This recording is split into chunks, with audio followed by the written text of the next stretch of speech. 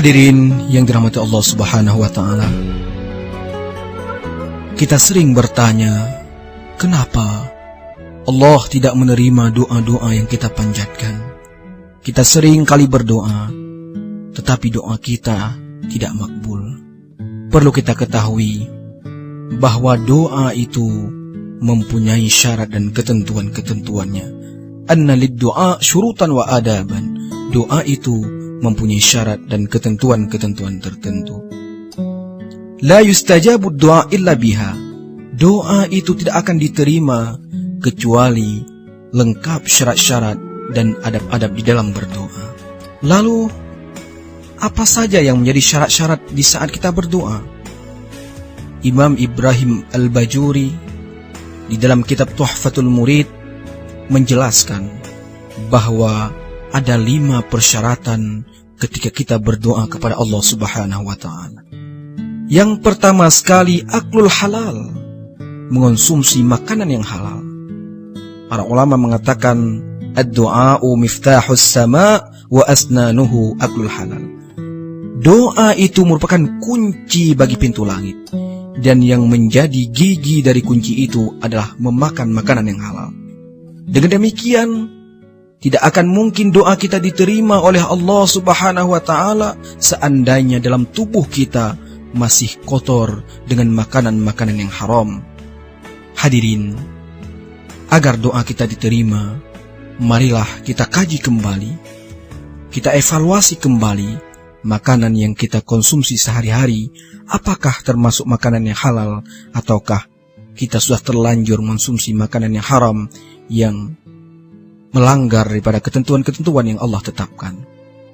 Kemudian yang kedua, wa ayyada'wa wa huwa muqinun bil ijabah. Seseorang yang berdoa itu harus meyakini Allah menerima doanya. Jadi, alangkah salahnya kita ketika kita meminta kepada Allah, tetapi kita berburuk sangka kepada Allah. Kita tidak yakin bahwa Allah Maha Pengampun.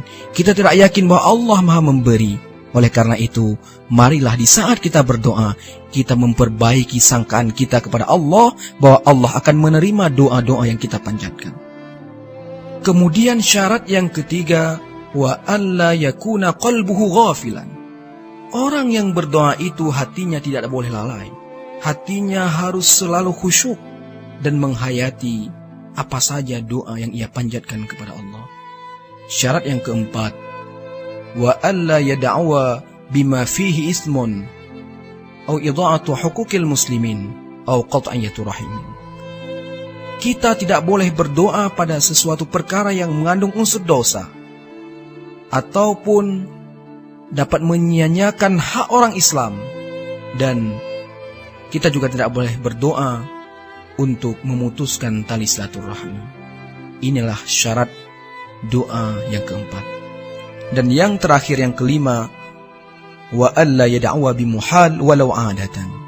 Doa yang kita panjatkan kepada Allah bukan pada perkara-perkara yang mustahil, walaupun mustahil itu hanya secara adat. Contohnya, ya Allah, tolong dinginkan tangan saya ketika saya meletakkan tangan di atas api. Memang hakikatnya secara akal tidak mustahil tangan kita akan terasa dingin tatkala kita meletakkannya pada api. Tetapi Allah sudah membuat keteraturan di alam ini yang dinamakan dengan sunatullah, bahwa api itu memanaskan air dingin dan sebagainya.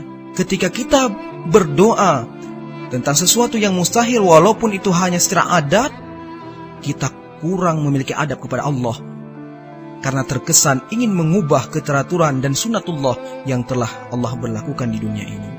Hadirin yang berbahagia, barangkali setelah mengetahui syarat-syarat ini, kita telah menemukan jawaban bahwa kenapa doa yang kita panjatkan selama ini tidak diterima oleh Allah. Oleh karena itu, lengkapilah syarat-syarat itu, makan makanan yang halal, meyakini Allah menerima doa kita, hati kita khusyuk dan tidak boleh lalai. Kemudian doa yang kita panjatkan bukan pada perkara yang mengandung unsur dosa, perkara-perkara yang dapat menyia-nyiakan hak orang Islam, perkara-perkara yang dapat memutuskan tali silaturahmi, dan yang terakhir, doa yang kita panjatkan bukan pada perkara yang mustahil, walaupun mustahil itu hanya seradat. Demikian, mudah-mudahan ada manfaatnya. Wallahul muwaffiq ila aqwamit thariq wal hadi ila sabilir rasyad. Wassalamualaikum warahmatullahi wabarakatuh.